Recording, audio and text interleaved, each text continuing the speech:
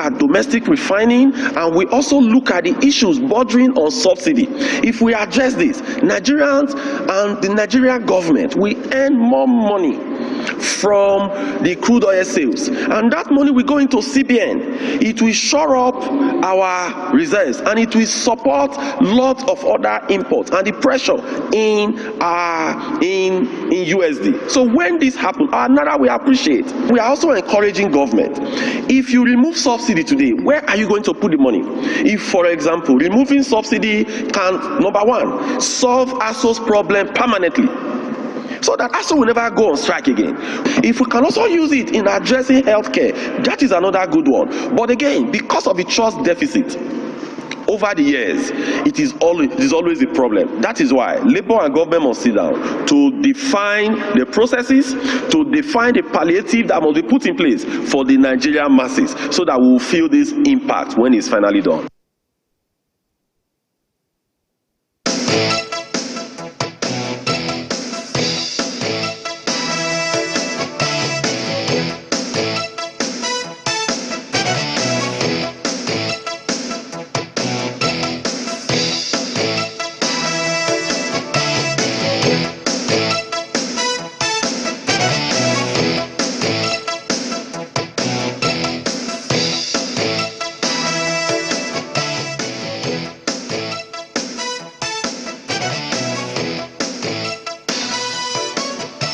Well, indeed, that's the discussion we're moving into. You did hear the president of the Trade Union Congress of Nigeria, Mr. Festus Osifo, talking about what should happen when subsidy from petrol is eventually removed. I think Pengerson, he's also the president of Pengerson as well. That's the Senior Staff, the Petroleum Senior Staff Association Union for Nigerian Workers. So he also heads that as well. And you've heard that almost all of the candidates in this last elections were talking about the removal of subsidy on PMS, that's petrol, when eventually they take office. But before that, it does look like the federal government is already taking small steps towards the final removal of petrol. They say that the budget, that's this year's budget, will no longer be seeing the inclusion of subsidy in it from June. So I think from April, we should start seeing a gradual reduction in the subsidies that the federal government currently pays on petrol. We're going to be talking about that this morning. What should happen? How is the industry going to look when that eventually happens? Is this something that industry players are prepared for? What will be the immediate impact on Nigerians? Is this something that we will be able to cope with? Will palliatives be needed to cushion the effect of that? Because it does look like prices could skyrocket in a country already dealing with high inflation rates. So big questions this morning that we're going to be dwelling on. I have with me here in our studios Mr. Billy Gillis Harry, who is a national president of the Petroleum Products Retail Outlet Owners Association of Nigeria. Thank you so much for coming on Sunrise Daily this morning. Good morning, Maupa. Good morning, Nigerians, and thanks for having us here. Well, it does look like this petrol subsidy removal is imminent, and it's going to happen whether or not people like it. It's now a question of when, not a question of if. So I'm wondering, in your industry, or at least within your own association, is it something that you're also pondering over in terms of how you expect that it would happen? And when it eventually happens, what exactly is going to, how are you people going to be operating in the space? What are your thoughts on this? Well, first of all, thanks, as usual, Channel and some of the other frontline television services are really on top of it, and I'm very, very thankful to the media for making sure that the Nigerian public is informed. There is the need to work towards the reality of removing of subsidy. Subsidy, as we can see, is already eating so deep into the funding that's required to grow and stabilize the economy of Nigeria.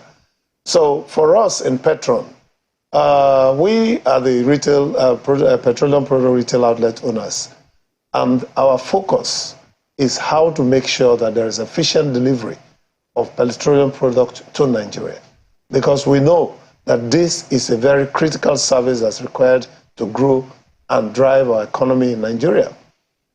So what have we been doing? We as an association, we've been putting our acts together to try to see what real statistics do we have to be able to help us make decisions when eventually subsidy is removed and the regulation sets in. So we've been holding different kinds of seminars, different kinds of meetings within the association. And of course, there's been inter-association meetings with MOMAN, with DAPMAN, with IPMAN, with even the authorities, because even with NNPC, because at the end of the day, we need everybody to be on the same page. As you know, the retail outlet is the last mile in the distribution chain, value chain. So we are the ones that are most impacted when something goes wrong. So we need to step up our game to be able to hold forth when this actually happens. So what are we doing? We are trying to come up with guiding lights, even for the regulators, the government, the industry players, and even the consumers. Because it's very critical that Nigerians should know transparently what is anticipated, what is expected, what can be before the regulation sets in, what should be during the regulation, and what should be after the regulation.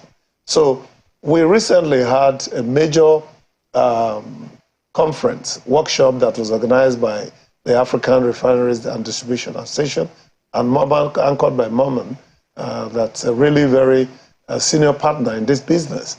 The objective was simple: to look at the vagaries that must be addressed, the issues that must be addressed by the authority, by NNPC, by the stakeholders before Nigerians see a deregulated petroleum industry. So we are prepared, and we are trying to get prepared, let me say that, because we still need to have quite a wide range of consultations with the Labour Congress, with the PENG, with the industry regulators, and also NNPC. There are so many things that must be discussed and so many things that must be put in place. And I'm getting worried personally that we are in March and April is close by. By May, a new government is setting in, and then by June, from the projections that was made by the Honourable Minister of Finance, subsidy will be removed. And once subsidy is removed, of course, the deregulation regime will start, setting in, because then prices will then be determined by the forces of supply and demand.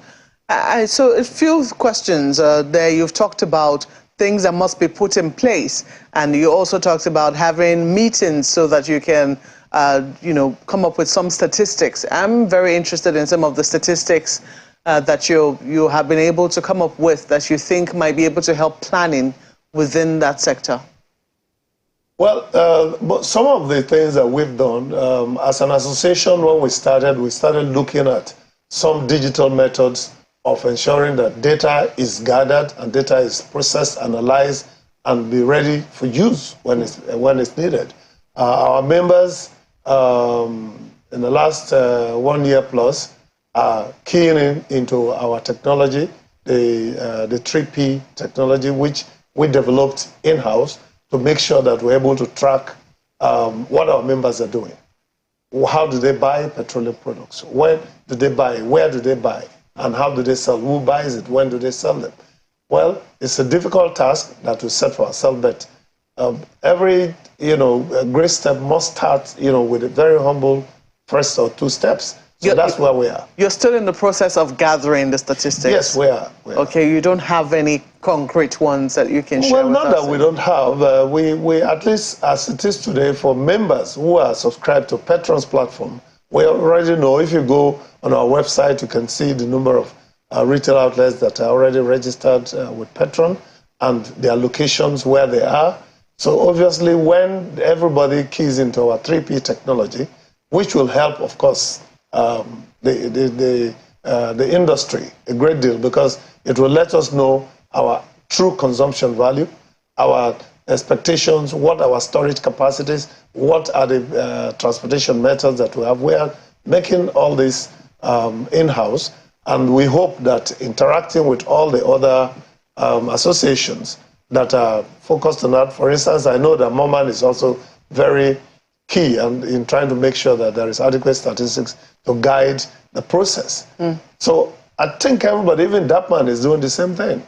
IPMAN, I believe, must also be, working on, something like that. So at the end of the day, we compare our notes, and then that could be the basis on which advice can be given to the regulators.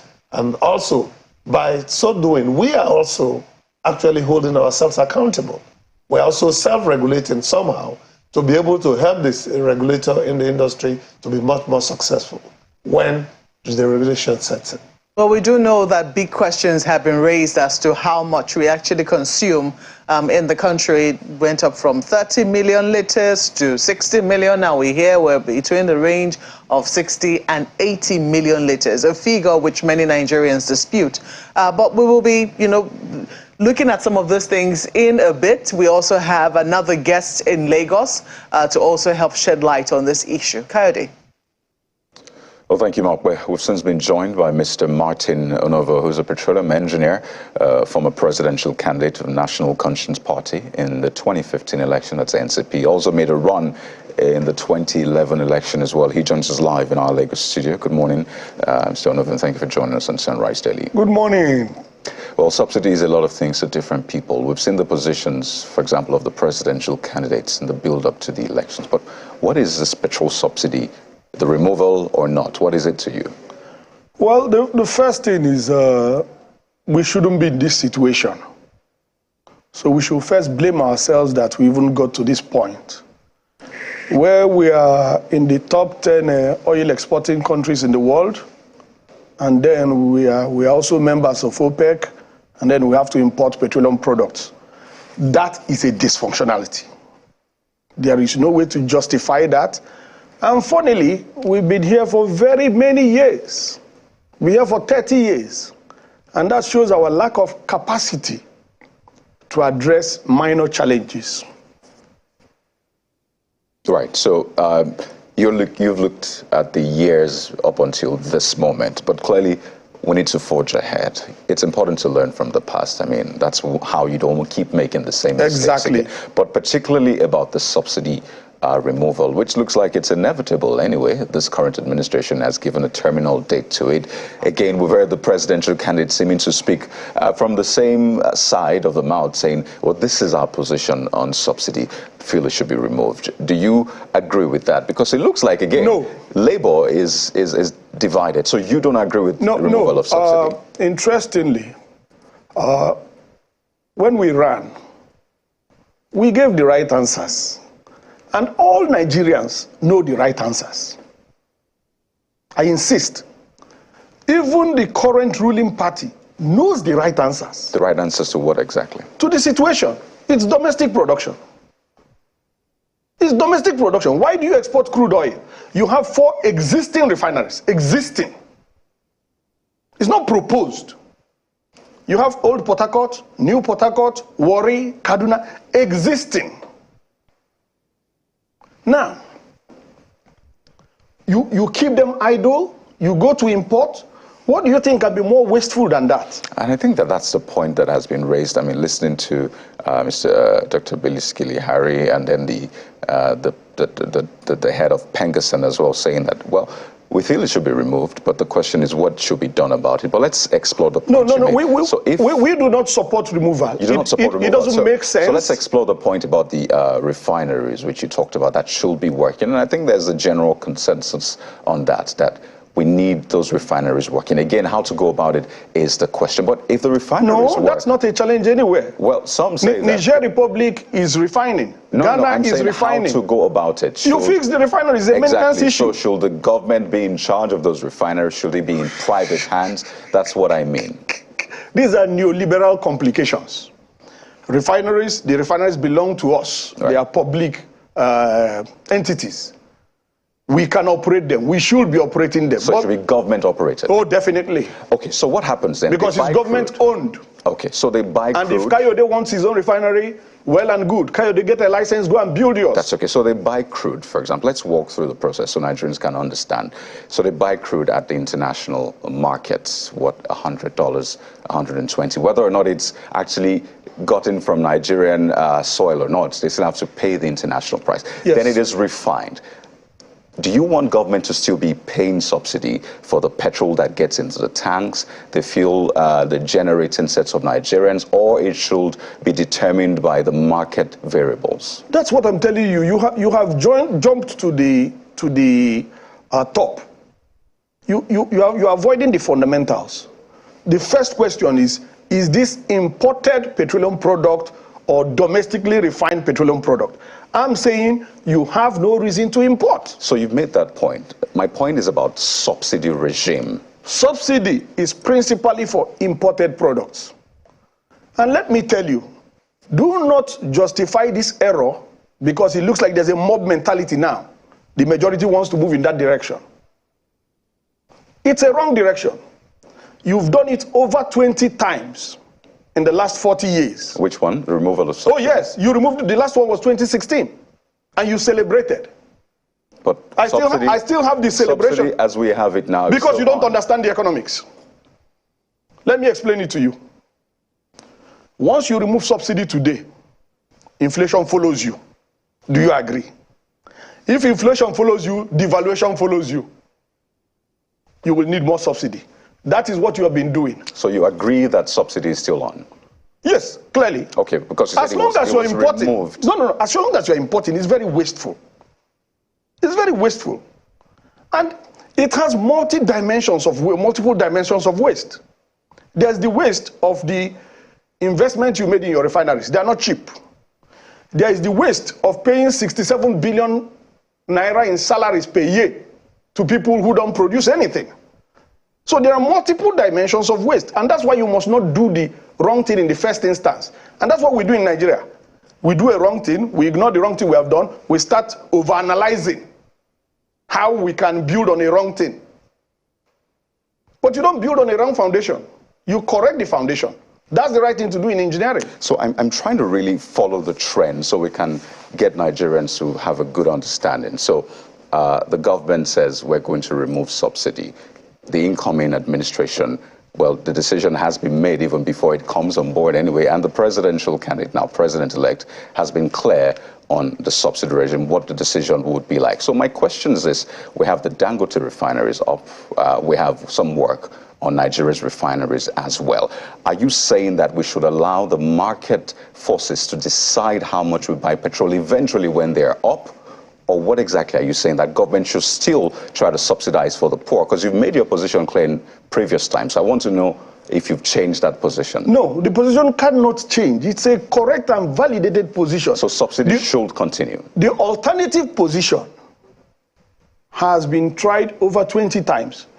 Before 1973, it was 8 kobo per liter. Kobo, not naira. I know you're thinking naira. It was 8 kobo per liter. When President Obasanjo came to power, it was 20 naira per liter. Naira, that was 1999.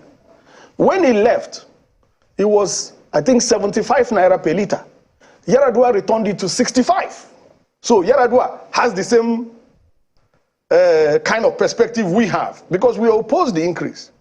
Yar'Adua returned it to 65, because the last increase Obasanjo did was from 65 to 75. This current government removed it in 2016 when Dr. Kachiku was a petroleum minister. And the media celebrated it as usual, and we laughed. Ignorant celebration. And now you want to remove it again, and I'm telling you, So to record this. When you say it was removed, it's back now.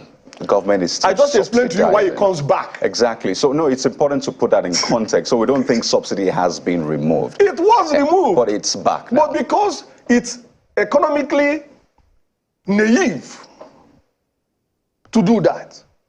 That's why, just like I explained, listen, you remove subsidy today, price increases. Inflation catches up with you. Devaluation follows your inflation. It's an imported product. All this argument will not be here if it was domestic production. So we have countries, for example, that refine locally. Let's take the US, for example. The price of gasoline, as it is called, is like $1 per liter, like over $3 per gallon. But since we do liter here, let's talk liter. So if we were to convert that into Nigerian naira, that would be at least over 700. And that's the picture being painted, that once subsidy is removed, the price of petrol might be at that. I know Pengerson was saying, let it be between 360 and 400. But I'm saying that if it is removed eventually, and then we start buying petrol, would you want the price to be at that range, 700, or government should still make up for the difference so Nigerians can maybe pay that 300 or 200? That's the question I'm trying to put to you. My emphasis is that the difference is made by domestic production and importation. If the Dangote plant is running and the 4 existing public refineries are running, or even privatized, if that makes you more comfortable, but they are domestic, then you have competition. Nobody needs any subsidies anymore. This subsidy is necessary because of the fundamental dysfunctionality of importing what you produce. It's that simple. So Nigerians can then buy petrol for whatever we can buy price, it for whatever price it is. 700, it's even fair. if it's 1,000 naira. Even if it's 1,000. But if you're using international market prices today, what you just need to do is benchmark it with diesel.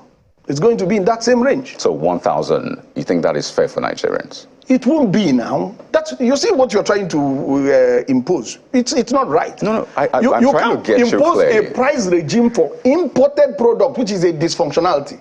You can't impose that price regime on domestic produced product. No, I gave you the example of the US that refines locally. In fact, Ghana, to an extent, refines locally. They have a 45,000 barrels per day refinery, and the price of petrol in Ghana today is about $1.50. That's over 1,000 naira or thereabouts in Ghana. So I'm saying that that might be the reality for Nigerians. Do you expect government to augment it? And I'll try to read something you said in times past about this subsidy regime. And you said that with superinflation, undue pressure on naira, massive unemployment, poor transportation network across the country, removal of oil subsidy will cause drastic economic hardship. Clearly. In the country. Yes, and that's what I'm trying to explain by that triangular relationship, that once you increase, you have inflation. So if we allow the prices, because you said that Nigerians can pay 700, won't we have a situation No, of economic why are you hardship? imposing 700, which is about the cost when you import? That's what I'm saying. You have to distinguish. You countries that refine locally. No, it's not the same economic regime. It's the same crude. No, it's not the economic regime. Hold on. It's not the same regime. Now, before now, let us go to the Abacha time. Abacha increased to 11 naira. Yes. After he had determined that the cost was about 5 naira 38 kobo. And the difference was being given to PTF. Don't you remember? Petroleum Trust Fund. That was what Abacha did. So that the price is high doesn't mean that's the cost.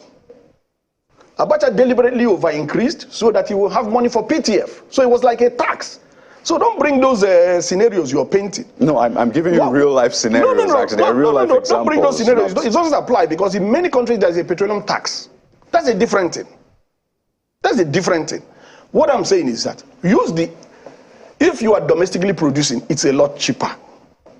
It's a lot more beneficial because domestic production increases your GDP, reduces the cost of your product, does not trigger this inflation we're talking about, which is why everybody's scared. So what price do you see it going to if we were to refine locally? Because you don't seem to agree with this 700, 1,000 ban. No, because those bans you're talking about are bans for imported product. So understand that. No, I gave you the example of the US. And I'm telling you, many countries have a petroleum tax. Not importing many countries have a petroleum tax. Exactly. So you can't use that logic. So what price band do you suggest? Right do you think now, it will be? No, once you dictate the price of crude oil, the cost will be about double that because in the value chain, product and refining are about 50-50. So the simple rule of thumb estimate you can do is use your crude oil price, double it as total cost, and then divide it per liter. Do you have a figure in mind? We need to do the arithmetic. I thought you'll have done that. I mean, you follow this for decades. No, because the prices change every day. So why do you want to do that? So as of the last time you did it, did you have like a price? The last time, no, it depends on the date. We did it when we were running for election. So that's 2015? Yes, okay. We did it when we were running for election. And then it was about 48 naira. Oh, I see. And don't forget, because the arithmetic you're doing is too simplistic. One, the price is variable. Two, exchange rate is variable. So you have to only do it for giving data. I think you're Otherwise, you have to be doing it every minute. I think you're also speaking to the point made about, crude being regulated by Forex. So they buy it for a certain price, regardless where it is refined, and they have to make profit. If you're producing, the game changes. Just a moment. The conversation is getting more interesting, but we need to go to break. Sure. We'll also bounce this off our guest in the Abuja studio, just so Nigerians can understand what to expect and how to brace up for this. Don't forget, government plays a huge role as well, and I imagine they're listening to this. So that's in a moment. Stay with us.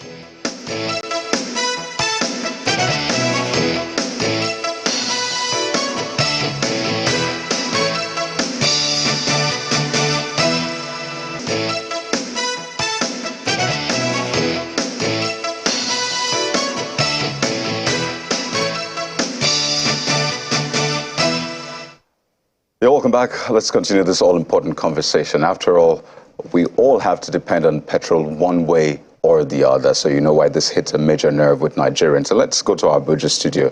Dr. Billy Gillis-Harry, who's national president of PETROAN, is right there. We'll still have Mr. Martin Onovo, a petroleum engineer, former presidential candidate, right here in our Lagos studio. But Dr. Gillis-Harry, I'm sure you followed that conversation, and the question has always been, so what happens eventually if subsidy is removed? What price will petrol be? How should Nigerians brace up? And I wonder for you, what your projections are, having listened to Mr. Onovo's submissions on this one. Well, first of all, I think he's right about not trying to put a price. That would be too early in the day. Because pricing of petroleum product after subsidy is removed will depend on so many variables. The exchange rate, the cost of transportation from foreign, the cost of the entire cost of doing business that is all denominated in Nigeria, in the US dollar, is going to determine what the price will be. But I also agree with him that we must improve and fast track our in-country production capacity. That is the trick. That's the most important. That's why we're saying that there must be things that should be done before the regulation is set in. And there is no, it's not a rocket science. If we put 12 trillion naira in developing our focus, in directing our focus to ensuring that production in country is improved, that is the magic. Once we can have the 2 refineries in Port Harcourt working, Warri refinery working, at least minimum, that should impact very greatly on the price of petroleum products for Nigeria. But again, from our point of view, we're also looking at alternative use of fuel. There is also the need to intensify on the Nigerian gas expansion program, which is focusing on using auto gas to fire our engines and also fire power generation from off-grid, generators. So those are the things that I think are very critical. It will be too early in the day for anybody to do an armchair projection of what prices should be. But in our opinion, the prices that should be paid for PMS post deregulation should be adequate pricing. That means supply and demand values must determine what the price will be. So I think it will be too early for me to make a projection as to what the price will be today.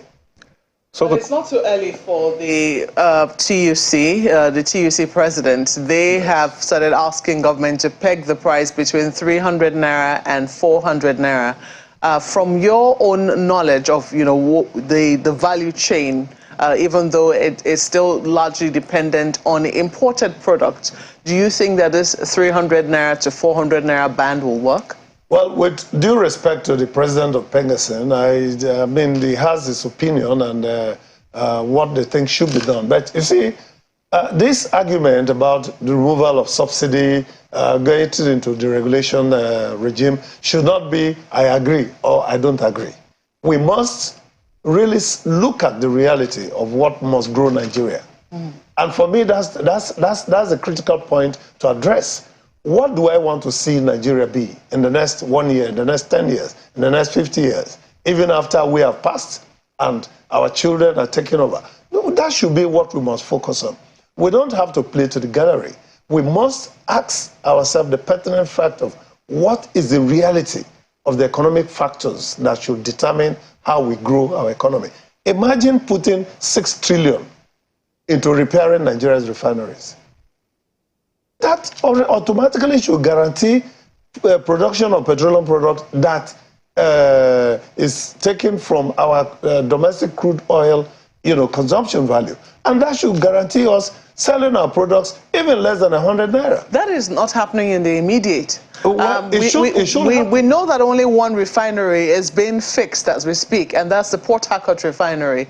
I think it's not clear now when it's supposed to come on stream, but we do know that a 2-year ban was given for the fixing of that Port Harcourt refinery. So when it's actually going to start, performing and refining the crude that we need locally, it's a big question. There's also the Dangote refinery, which was supposed to have come on stream since 2019. Even though it's a privately owned refinery, we know that the NNPC has stakes in it. But this is 2023, and we still do not know when it's going to start production for even for local consumption or even for export, as the case might be. You say 6 trillion naira is what we need to be spending on refineries. As we speak, we're currently import dependent. So I am wondering, do you think, from what we know of the current price or the landing cost of petrol, do you think that 300 naira to 400 naira will be a reasonable band to sell the products at the end of the day? Well, the reality is that the moment subsidy is removed and we are going to depend on imported PMS, there is just no telling what the prices will be. It can be a free fall. It can be as high as, yes, even the 700 or 1,000 naira bandwidth. But at the end of the day, that should not be what we should focus on. We should focus on efficient petroleum product availability in country. You say it could be as high as? Yes, it could be as high as that, because it could be as high as 700 or 1,000. Okay. Yes. So, but that should not be the focus. That is why we must work hard. There is no reason. I mean, as a businessman, as a private businessman, if I'm managing that refinery and I put $1.5 billion into that refinery, I should make sure that that refinery is working within a bandwidth of 1 year. Let me work with your own projections. You say that should not be what we focus on. But yes, sadly, that's going to be the focus of many Nigerians, because that's what they're going to be paying, as the price of petrol, almost in the... Well, it's not clear. These are all projections. I think it's very important to state that. These are all projections. First, I also want to ask you, do you think that government should still have a say in how much petrol is pegged at? Well, I was going to address that, because the Pengasen president also addressed the issue from your point of view that it should be pegged at 300 to 400. The pegging is the regulation. Depegging is the deregulation. And we are all saying, look, deregulate. Everybody agrees, or at least enough of Nigerians that know what goes on agree that deregulation is the way to go. But how do you deregulate that the Nigerian will not suffer? What I'm saying is, do you think that government should still, even when it stops providing subsidies, should government still be in the business of saying you cannot sell beyond, this particular price, or this will be the price range within which you expect, those who are selling the product to be selling the product? That's the question. Well, the government should not in any way be part of, peg prices. And I've already answered that. And I'm saying that the reason why that cannot be is when you peg price, you are regulating. When you don't peg price, you are deregulating. There are those who think that Yes. the sector is too sensitive for government to just leave, you know, the people in the sector to determine, or for market forces to just determine, you know, what the price will be. They fear that there's too much insider dealing. They fear that, you know, our regulators are not as strong. Our institutions that are supposed to be regulated are not as strong as they ought to be. They also fear that we could be subject to a cartel within the industry that could make things a bit unbearable for the average Nigerian. Well, that is why organizations that are, you know, having these meetings, that are looking at the possibilities of what will happen, are holding themselves accountable. We will not at any time, I can speak for PETROAN, for certain, that PETROAN members will always hold themselves accountable to what values that will grow the economy. Yes, but that will not include forming a monopoly. But that you are not exactly in charge of the entire chain. You are not in charge of the chain from the importation to the distribution. You are only in charge of the final product. But once the regulation sets in, yes, I'm entitled. I can import. And that is some of the rules that must be put in place, that there must be a level playing field for everybody that's in the sector, especially for us that have the receptacle to do these distributions. We should be given the license and the opportunity to be able to import. Yeah. So that by itself would create competition. It does. And competition will always drive down the price. It does look that what a lot of people in the sector are looking to do is be given licenses to import. Well, the argument, you know, for those who have been talking about building refineries locally is that you cannot build refineries locally when government is still dictating the price of fuel, or when government is still giving subsidies. Yes. It doesn't look like there's a lot of discussion around government giving licenses for people to build refineries. No, it looks like people are still looking for licenses for importation of petrol. Licenses have been given, and don't forget that PETROAN has asked, written, and explained why PETROAN should be involved in bringing the refineries, you know, to work. We have not gotten any answer to that. We really want to be able to, because we're businessmen, and we are looking at the value that we can bring to make these refineries to work. Now, if that is not happening, 1.5 billion has already been spent in putting Port Harcourt refinery together, which we applaud. We are happy about it as PETROAN. We certainly will want to see the refinery work. And we are encouraging the government to do more to make sure that the refinery works. Warri Refinery is under rehabilitation as we speak. So much noise is not being made about it, but it's coming up, because at the end of the day, that's also a facility that must come in. Well, I quite agree with my colleague in Lagos who is saying that we've done the wrong things first. In the first place, there should be no time that a Nigerian, you know, should be thinking about exporting crude oil, import and bring back as a swap. It's a wrong policy. We got involved in it, but we must have to find our way out. So for us, as a credible patriotic organization, our focus is simple.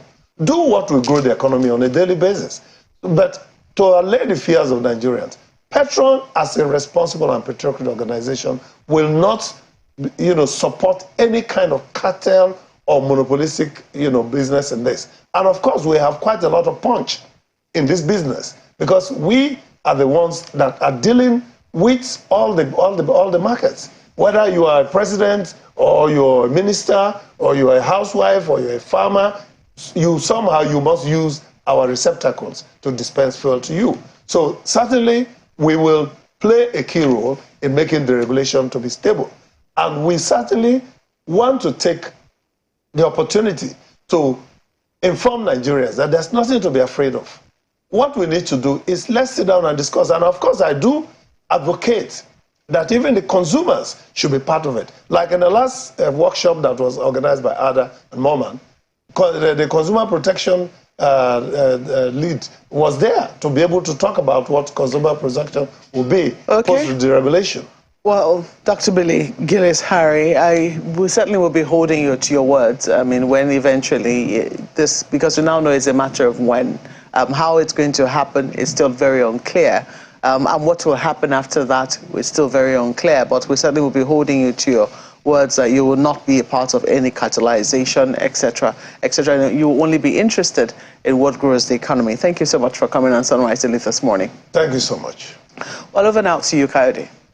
Well, thank you, Mawpe. Let's wind down Mr. Onova now. And just to put in perspective the price of petrol in the U.S., as you said earlier on. In fact, the U.S. government still subsidizes. In fact, the Environmental and Energy Study Institute found that the U.S. government alone spends about $20 billion every year on direct fossil fuel subsidy, and the price is still at about $1. And I'd like to get your thoughts on this. So June has been set as the deadline in court. Are you suggesting that the government holds off on that deadline and sorts out the refineries? Let's get local production up before we can then talk about it. Is that what you're suggesting? Excellent. Excellent. You will not continue in this fundamental dysfunctionality of importing what you produce and continue to do superficial economic analysis. During the break, we just did a simple arithmetic. $70 per barrel, 460 naira to $1, and we came to 400 naira. That's the official exchange rate. Yes. Yeah. So 460 naira per dollar, $70 per barrel. We just did it and we came to 400 naira. So, but if you deregulate under this importation regime, you're going to hit this 800 mark because it is wasteful, it is inefficient, it is naive, and no one else behaves like that. If you are so incompetent, you don't know what to do. Look at your fellow OPEC members, what they do. Nigeria should actually be exporting products. And when I ran for president in 2015, that was the agenda we promoted. That we will increase domestic refining, past domestic consumption to the point that we export. And the market is here in the West Coast. So we cannot continue thinking destructively and think we can make progress. You are importing from people who are refining. Why don't you export? Why don't you refine and export? And then you grow your national revenue. That was the agenda we sold. That's the right thing to do. And everybody knows, including this regime that has wasted 8 years, because they documented it and they signed it. And they asked that they be held accountable. And I have a copy of the document. And their national chairman signed it. Unfortunately, we didn't hold them accountable. So I think also it's important to clear so people don't get false hopes and think that, okay, if this is done, then this is how much we'll buy petrol. And, you know, Dr. Billy Gillis-Harry actually said that it won't be nice, and I think you agreed, to actually put a price to it, even though you already put a price to it. But no, but I said at $70 per barrel, 460. Because those are the principal variables. But I've given you the example again, and I'll keep saying that, because the crude industry is regulated by international prices. The equipment that will be used for the refineries, they are not produced in Nigeria. You have to pay, you know, the international price for it, the crude oil as well. All of those things. Problem. No, I'm just saying that if we were to do our local refining as it ought to be, and you've put a price of, what, 405, wouldn't that be giving people false hope? No. The price is determined at $70 per barrel. I know. 460. As of now, if any of those things change, and you know it changes daily, crude price changes daily. So if it increases beyond $70 per barrel, you expect an increase. If exchange rate increases to 800 naira per dollar, it also changes. So as of and today, that's why we determined it at $70 per barrel. Good. So as of today, when it's $70 per barrel, yes. Again, to put it in perspective for Nigerians listening, why isn't the price of petrol in the US, that is even subsidized, 50 cents per liter? Why will it be 50 cents per liter? I mean, 405 naira. You're using your own naira exchange rate for Mr. Noble, for USD. When last did you get dollar for 460 naira? No, but many get it. The CBN gives many organizations. If you qualify, you get. What are you saying? I'm saying that when last did you, as a business person, try to get that? And did you get? No, but I don't try to get because I'm not importing, and I believe in domestic production. And do you know anybody who has gotten access to that as an importer? What do you mean? As an importer? Oh yes, CBN gives money out. What do you mean? It would be interesting to get more details on that. Get. But it's quite interesting, the conversation we've had, and clearly the coming days will be quite interesting. So it's important to give Nigerians all of the information they need. Mr. Martin Onova is a petroleum engineer, so you understand why he's passionate about that sector. He's also a former presidential candidate, National Conscience Party, NCP. Also had a run with the Action Alliance. I wonder, are you planning to run again? Well, politics, you don't retire. Okay. Let's leave it at that. There's no Mr. retirement Honorable, in politics. thank you so much for your time on the program this morning.